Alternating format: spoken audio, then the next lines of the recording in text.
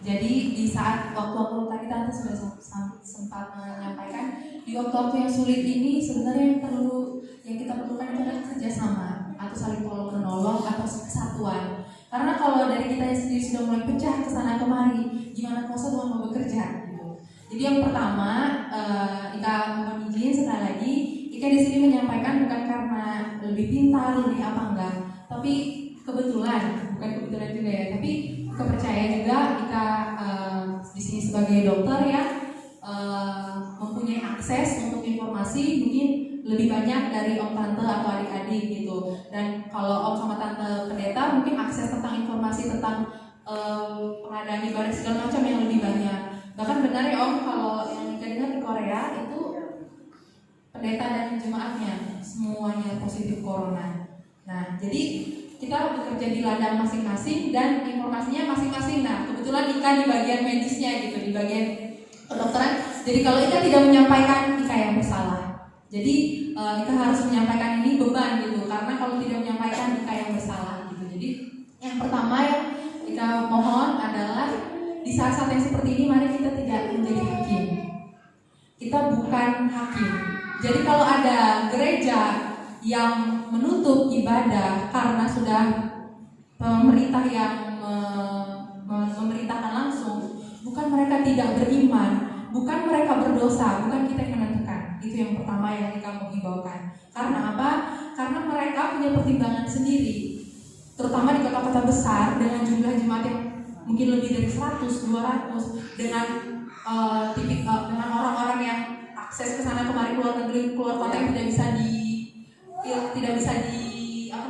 bisa dipastikan begitu. Nah, kalau tetap dibiarkan tidak akan berhenti penularan virusnya. Karena itu salah satu pemikiran akhirnya sebenarnya bukan masalah ibadah ya, tapi semua kerumunan di stop dulu. Jadi contohnya tempat ibadah banyak kerumunan, di masjid banyak kerumunan, atau konser-konser atau apa itu semua di stop dulu, ditunda dulu gitu. Karena intinya adalah tentang kerumunan. Nanti kita akan bahas sampai ke sedikit tentang apa itu corona sampai bagaimana kita mencegahnya. Tapi yang pertama itu dulu yang himbau, bukan di sini lebih tahu, lebih pintar segala macam, tapi karena di sini ladang ikan, jadi kita harus menyampaikan. Jadi yang pertama itu kita tidak boleh dulu langsung wah itu orang tidak beriman, itu orang tidak percaya kepada kuasa Tuhan, tidak boleh kita seperti itu karena kita bukan Tuhan. Ya hakim yang adil itu hanya Tuhan gitu. Dan kalau ada gereja yang membuka tempatnya untuk beribadah, maka kita bersyukur masih ada tempat untuk beribadah. Seperti om sama tante membuka tempat buat kita untuk beribadah, maka kita harus bersyukur dan bersukacita, berarti ada kesempatan buat kita beribadah. Tapi kalau di kemudian hari kita berdoa virus ini segera berhenti, Kalimantan Tengah terutama yang positif itu bisa segera disembuhkan dan tidak ada penyebaran, kapan kita berdoa burung raya tidak ada yang positif, itu doa kita. Tapi kalau seandainya suatu waktu kasus ini memburuk dan burung raya harus lebih waspada dan pemerintah memohon untuk memberhentikan ibadah dulu, maka kita juga harus menghargai dan menghormati keputusan om sama tante. Tapi sampai saat ini kalau kita diberikan kesempatan untuk beribadah, maka beribadah dengan bersukacita. Itu yang pertama yang mereka sampaikan. Dan yang kedua, kita mau menjelaskan sedikit. Kita minta maaf karena tidak ada pamflet atau selebaran. Minta maaf karena tidak ada PPT yang ditampilkan. Sebenarnya ada sedikit dan ada pamflet, tapi pamfletnya selebarannya sudah habis gitu. Jadi mungkin di sini Kak bisa menyampaikan secara lisan dulu. Jadi tadi malam Ika di sini berdiri mewakili pemerintah. Jadi bukan pendapat Ika, saat Ika berbicara di depan ini bukan pendapat Ika, tapi memang sudah kebijakan dari pemerintah, kemudian dari Kementerian Kesehatan berdasarkan penelitian dari ahli-ahli sehingga turun ke Dinas Kesehatan dan akhirnya Ika sampaikan. Jadi ini bukan pendapat Ika sekali lagi, tapi ini adalah sesuatu yang sudah sahih yang harus Ika sampaikan. Jadi yang pertama, virus corona itu sebetulnya sudah ada dari sejak lama. Virus corona itu kalau om sama tante adik-adik pernah dengar tentang SARS, wabah SARS dulu. Nah, MERS, Middle East Respiratory Syndrome atau yang di Timur Tengah yang sempat booming sama. Itu sama-sama virus corona. Ada 7 jenis virus corona. Nah, sekarang ini yang terbaru lagi yang kita sebut namanya COVID-19.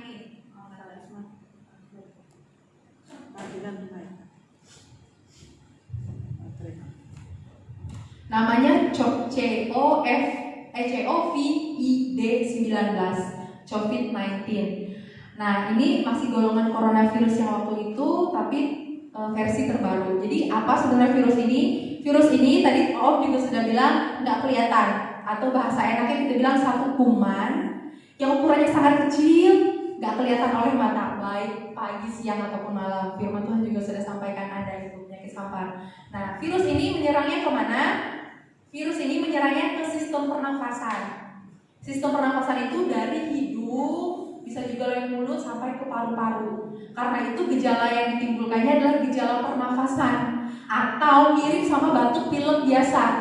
Karena batuk pilek biasa itu kan saluran pernafasan juga, cuma yang atas, dari tenggorokan sampai atas itu saluran pernafasan yang atas, sampai ke paru-paru itu saluran pernafasan yang bawah. Nah, makanya itu gejalanya mirip. Jadi Kak harus sampaikan, yang pertama ada demam, panas badan, yang kedua batuk pilek, yang ketiga sakit tenggorokan, kemudian yang keempat ada perasaan lemah, letih, lesu yang nggak bisa dijelaskan kenapa. Dan yang paling penting adalah ada riwayat bepergian. Bepergiannya kemana? Apakah ke semua negara? Tidak juga. Jadi negara-negara yang ada listnya, Jadi ada negara-negara yang sudah di list. Kalau bepergian dari negara situ, kita harus pantau lebih ketat. Atau dari Indonesia juga, tapi yang sudah ada transmisi lokal. Negara Indonesia yang sudah ada transmisi lokal, kita sebentar ya, Tante. Yang sudah punya transmisi lokal itu maksudnya gini. Kalau dia sakit, terus di kota itu juga dia menyebarkan penyakit. Bukan penyakitnya datang dari kota luar. Misalnya satu dari Bali misalnya ke mana, ke Banten misalnya, ada yang sakit di Banten. Kita belum bilang itu bukan kota transmisi lokal. Tapi misalnya yang di Bali menularkan yang di Banten, yang di Banten menularkan sesama Banten. Nah, itu namanya transmisi lokal. Karena itu kota yang sudah termasuk transmisi lokal itu yang pertama Banten, DKI Yogyakarta, DKI Jakarta, Jawa Barat, Jawa Tengah, Sumatera Utara, Lampung, Riau, Kalimantan Timur, Bali, Sulawesi Utara, Kalimantan Barat, Jawa Timur, Kepulauan Riau, Sulawesi Tenggara, Sulawesi Selatan, dan Kalimantan Tengah dikatakan. Nah, jadi ini adalah kota-kota yang dibilang sudah termasuk transmisi lokal atau penyebarannya tadi sudah secara lokal. Kalau ada pasien yang demikian, apalagi ada gejala, cepat lapor. Jadi yang di sini kita sampaikan bukan membuat panik atau takut. Tadi Tuhan berikan kita roh keberanian, tapi juga roh ketertiban. Tadi firman Tuhan juga disampaikan. Jadi bukan bermaksud membuat takut atau panik, tapi kita memberitahu supaya begitu mungkin ya. Tapi kita berdoa enggak, entah tetangga atau orang siapa yang kita ketahui demikian, kita bisa kasih tahu bagaimana tindakan yang harus dilakukan. Jadi tidak tersesat. Nah, itu tujuannya yang kami sampaikan ya. Jadi begitu ada gejala itu, apalagi dari waktu pergi keluar kota, yang kota-kota yang tadi kita sebutkan, atau nanti kalau lupa bisa boleh buka di Google, Tante, ada ya, ada kok kota-kota atau negara yang terjadi transmisi lokal sudah. Nah, itu kalau ada demikian, dia harus dimasukkan ke ruangan sendiri. Kemudian nanti harus dikirim ke Doris-Silvanus, karena rumah sakit kita pun bukan rumah sakit rujukan coronavirus, masih belum bisa. Jadi prosesnya nanti kalau ada yang demikian, bisa dipanggil orang puskesmasnya yang ke rumah atau surveillance kita bilang, atau dia berobat ke puskesmas. Kalau kita curiga, kita antar dia ke rumah sakit. Kalau curiganya kuat, baru dirujuk ke Doris-Silvanus. Nah, di sana baru bisa pemeriksaan. Kalau kita bilang pemeriksaan tenggoroknya itu dioles dan darahnya juga diambil untuk memeriksa. Itu sedikit prosesnya supaya mungkin Tante tahu. Nah, tadi sudah sampaikan tanda dan gejala. Kemudian bagaimana cara penyebarannya? Cara penyebarannya ada dua. Yang pertama secara langsung, yang kedua secara tidak langsung. Yang secara langsung itu lewat percikan batuk dan bersin. Itu yang pertama. Dan bahkan yang terbaru dibilang lewat udara lagi ngomong aja meskipun gak ada percikan bisa. Itu yang pertama secara langsung. Yang kedua yang secara tidak langsung lewat kontak atau tangan. Karena itu nanti kita akan belajar sama-sama gimana mencegahnya. Jadi kita tidak usah panik, tapi kita ikutin saja ketertiban prosedur yang sudah diberikannya. Jadi lewat batuk dan atau udara, dan juga lewat kontak fisik tangan segala macam ya. Itu penyebarannya. Nah, kemudian yang perlu Ika sampaikan juga sampai saat ini obat ada, maksudnya obat kita gunakan banyak masih digunakan untuk penanganan coronavirus yang lama. Nah, tapi lagi dikembangkan dan vaksin sedang diuji coba. Nah, karena itu tadi di awal Ika bilang ini bukan hanya tenaga medis yang sebenarnya menghadapi, tapi kita semua. Jadi sambil menunggu obat yang pasti, sambil menunggu vaksin untuk wabah ini, mari kita juga menjaga diri kita gitu. Jadi om tante masyarakat boleh mendukung tenaga medis juga dengan cara melakukan yang akan Ika himbaukan ini. Jadi yang pertama, dengan hormat om tante, Ika akan mengajarkan etika batuk yang benar. Jadi kalau batuk, tadi kan sudah tahu penyebarannya pertama lewat percikan atau lewat menceratan atau lewat udara. Jadi cara batuk, kalau kita tidak punya masker atau tidak punya tisu, pakai siku lengan dalam tante. Boleh kita coba sama-sama begini? Boleh? Iya. Jadi cara batuk yang benar sekarang begini. Kalau anak muda kan gitu ya, jadi kayak keren gitu ya. Jadi cara batuk yang benar itu adalah begini. Jangan lagi berarti kita menggunakan tangan. Karena kalau kita menggunakan tangan, misalnya orang yang positif corona batuk dengan tangan, dia pegang ini mimbar misalnya. Kemudian kita nggak tahu ya siapa lagi, ada tiba-tiba orang pegang ini mimbar terus dia pegang mukanya. Akhirnya sudah 2 orang yang kena. Belum lagi kalau yang orang kedua ini pegang dinding, pegang gagang pintu, berapa orang lagi yang akan terkena? Kapan kita memberhenti? Kapan kita memutus rantai penyebaran ini? Nah, itu yang kita pikirkan. Sebenarnya kita pikirkan gimana supaya memutus rantai penyebaran. Karena itu cara batuk yang benar. Yang pertama demikian. Yang kedua, kalau ada masker, yang sakit memang om tante sebenarnya yang menggunakan masker. Kalau ada tisu, boleh pakai tisu, tapi tisunya harus sekali pakai. Jadi begitu batuk atau bersin, misalnya pakai tisunya dilipat dan dibuang. Nah, itu kita mencegah penularan yang pertama. Penularan yang kedua kita cegah dengan cuci tangan. Ke sekolah-sekolah kita sudah ajarkan, ada ketemu juga sama anak-anak di gereja ya, si Eva juga, di SD-nya sama tante juga ketemu ya, tante di SMP-nya kita sosialisasikan gitu. Masa saya ke sekolah tapi ke gereja saya sendiri nggak saya ajarkan gitu, rasanya beban. Jadi boleh ya adik-adik ya, om tante kita belajar cuci tangan sama-sama. Jadi cuci tangan yang benar itu sebetulnya kita disarankan dari kementerian juga pakai yang air mengalir atau air keran. Nah, kemudian memang sabun yang disarankan sabun cair. Karena kalau pakainya bergantian ya tetap juga ada kuman di situ gitu. Jadi memang disarankan cair, tapi kalau bisa kita bilang ya udahlah pakai apapun yang penting pakai sabun gitu yang ada. Tapi kalau bisa usahakan pakai sabun. Oke, kita belajar sama-sama ya.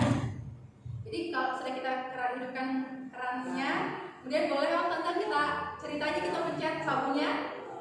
Ya, ini sabunnya kan sudah ada di tangan. Ya, kita masuk ke langkah pertama, sama-sama kita hitung sampai 4. 1, 2, 3, 4. Di langkah pertama, langkah kedua 1, 2, 3, 4. Sebelahnya lagi ini masih langkah kedua 1, 2, 3, 4. Sekarang langkah ketiga 1, 2, 3, 4. Sekarang langkah keempat 1 seperti mengunci mengucap ya 2, 3, 4. Boleh sebelahnya lagi 1, 2, 3, 4. Di langkah keempat, langkah kelima begini ya tante. Nah ini kayak menyetir motor tapi jempolnya di swab. Jadi oles 1, 2, 3, 4. Sebelahnya lagi 1, 2, 3, 4. Di langkah kelima. Nah, ini langkah keenam begini 1, 2, 3, 4. Ini lagi 1, 2, 3, 4. Nah, sudah nomor 4. Lalu kalau bisa kerannya memang kita pakai siku. Tapi kalau nggak ada, tangan diulang dulu pakai tisu. Boleh tisunya yang tutup siku. Nah, om tadi sudah mempraktikkan batuk yang benar ya om ya. Ya langsung dipraktekkan ya batuk yang benar. Nah, kemudian ada lagi kita tahu ya di beberapa ini masih pro dan kontra. Jadi diharapkan kalau bisa saat ini memang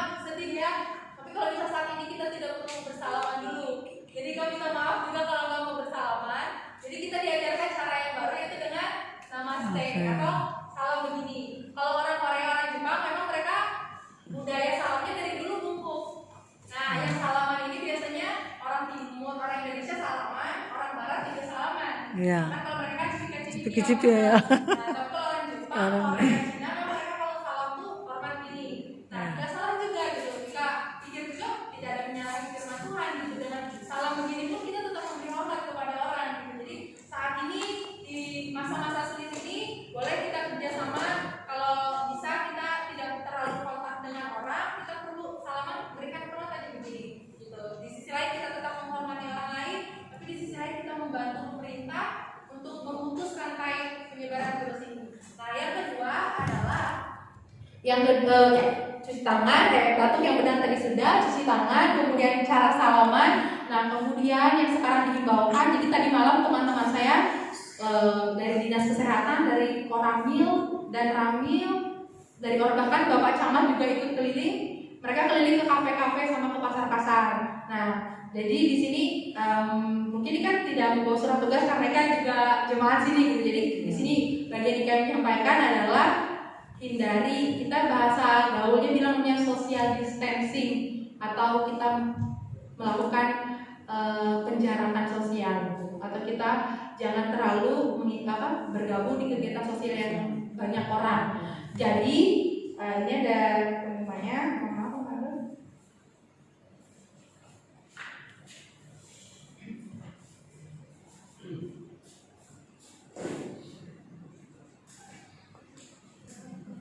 Jadi kalau bisa saat ini yang pertama, kalau ada pertemuan-pertemuan yang menggunakan banyak orang atau konser, nonton bioskop, event olahraga, arisan segala macam, kalau bisa dihindari dulu, Om Tante.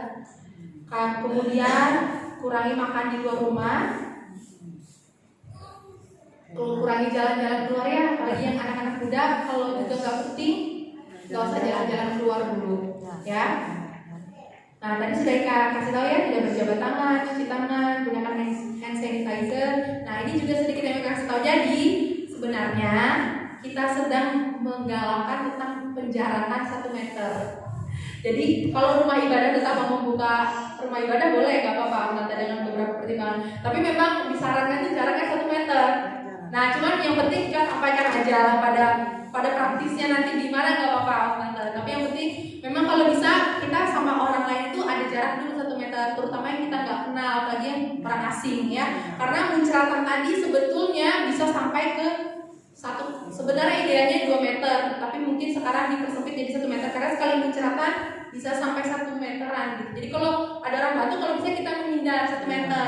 Tapi memang sebenarnya yang baik, yang batuk yang ya tahu diri lah gitu ya. Jadi jangan sampai menularkan ke yang lain gitu. Dan sekali lagi upaya ini kenapa? Karena sudah ada diteliti Om Tante, dengan kita yang sehat berkurung di dalam rumah, penyakit ini nggak akan menularkan ke siapa-siapa. Sehingga yang sakit kita kasih waktu untuk mereka sembuh, sehingga sudah sembuh, virus bisa ditangani, obat berguna dengan efektif, vaksin sudah ada, tidak ada yang dia tularkan, sehingga kita bisa putus rantai penularannya. Nah, sebenarnya bukan kita bilang aku ini kuat, aku ini sehat aja, gak apa-apa aja aku jalan-jalan, bukan masalah itu. Tapi kita berempati sama orang yang sudah sakit. Kita ikut menjaga gimana supaya orang yang sakit itu disembuhkan dulu, yang sehat disingkirkan. Nah, jadi sebenarnya tujuannya kita diam di dalam rumah bukan karena kita ketakutan sama virus itu, bukan. Mungkin memang secara manusia ada sedikit ketakutan, wajar gitu. Tapi bukan kita diam di dalam rumah karena kita berburu, karena kita di bawah roh ketakutan, bukan. Jadi bukan itu maksudnya. Jadi diam di dalam rumah itu yang sehat itu disingkirkan, yang sakit diberikan masa sembuh. Sehingga virus ini mau dia ada di udara, kalau dia nggak ada orang yang dimasuki, dia nggak akan jadi penyakit gitu. Jadi intinya kenapa diam di rumah, yang sehat disingkirkan dulu, yang sakit kasihlah waktu diberikan kesembuhan gitu. Jadi seperti yang mau kasih firman Tuhan juga menguatkan Ika gitu ya, bahwa kalau kita berbijaksana kita memang harus menghindari celaka gitu. Tapi dan juga berlindung, tapi berlindungnya pada siapa gitu. Jadi Ika juga belajar untuk tetap menyerahkan seluruh kehidupan ke dalam tangan Tuhan, tapi jangan mau konyol gitu. Sudah tahu tenaga kesehatan berhadapan dengan orang sakit, terus Ika dengan merasa percaya diri, gak pakai pelindung, gak pakai apa. Lalu kalau semua yang petugas kesehatan sakit, yang datang juga sakit, semuanya sakit lalu siapa yang membantu menolong gitu. Nah, jadi disitulah kira-kira yang mungkin kita bisa kerjasama. Jadi Ika percaya juga om sama tante, sama adik-adik semua, dan kita juga kita mau kerjasama mendukung pemerintah yang usaha yang sedang dilakukan ya. Kita mungkin pemerintah kurang itu tidak masalah lagi, sudah terjadi gitu. Jadi gimana sekarang caranya kita tetap bersatu, kita tetap kompak, apa yang kita bisa lakukan berkontribusi. Kita nggak usah jadi pahlawan perang untuk berkontribusi untuk bangsa dan negara. Cukup diam di rumah, kalau sakit berobat, kalau tidak usah kemana-mana, cuci tangan, maka itu kita sudah berkontribusi untuk bangsa dan negara, untuk mencegah penularan virus ini lebih luas lagi. Nah, jadi mungkin itu yang bisa Ika sampaikan. Ika sekali lagi terima kasih untuk waktu tante sudah disediakan, dan kalau misalnya ada yang mau ditanya-tanya boleh ditanya lewat WA, boleh. Kalau daripada misalnya lewat internet nanti malah tambah bikin bingung, boleh tanya ke Ika lewat WA. Ya, demikian, dan kita berdoa semoga Murung Raya terbebas, tidak ada kasus positif.